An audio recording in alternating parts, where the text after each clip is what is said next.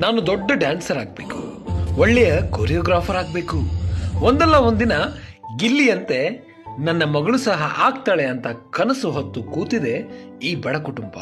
ಬೇಡದೆ ಬಂದ ಕಡು ಬಡತನ, ತಮ್ಮ ಬುದ್ಧಿಮಾಂದ್ಯ, ಇಂಥದ್ರಲ್ಲಿ ಶ್ರೀದೇವಿಯ ಕನಸು ನನಸಾಗುತ್ತಾ?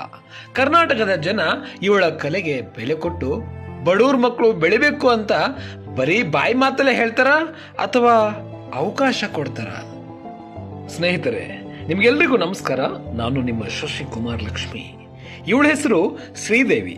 ಮೂಲತಃ ರಾಯಚೂರು ಜಿಲ್ಲೆಯ ಲಿಂಗಸಗೂರು ತಾಲೂಕಿನ ಐದ್ನಾಳ ಗ್ರಾಮದವಳು. ತಂದೆ ಬಟ್ಟೆ ಅಂಗಡಿಯಲ್ಲಿ ಕೆಲಸ, ತಾಯಿ ಅದೇ ಊರಲ್ಲಿ ಒಂದು ಸಣ್ಣ ಡಬ್ಬಿ ಅಂಗಡಿಯಲ್ಲಿ ವ್ಯಾಪಾರ. ಇರೋ 3 ಮಕ್ಕಳಲ್ಲಿ ಶ್ರೀದೇವಿ ಹಿರಿಯವಳು. ತಂಗಿ ಮತ್ತೆ ತಮ್ಮನ ಪರಿಸ್ಥಿತಿ ನೀವೇ ನೋಡಿ.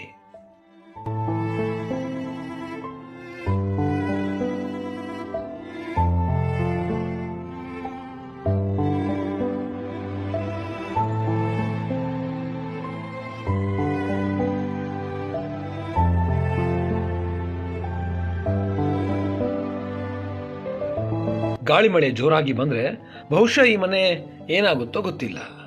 ಇಂಥದ್ರಲ್ಲಿ ಕಲಾದೇವಿ ಶ್ರೀದೇವಿಯ ಕಲೆಗೆ ಶ್ರೀಮಂತಳಾಗಿ ಮಾಡಿದ್ದಾಳೆ.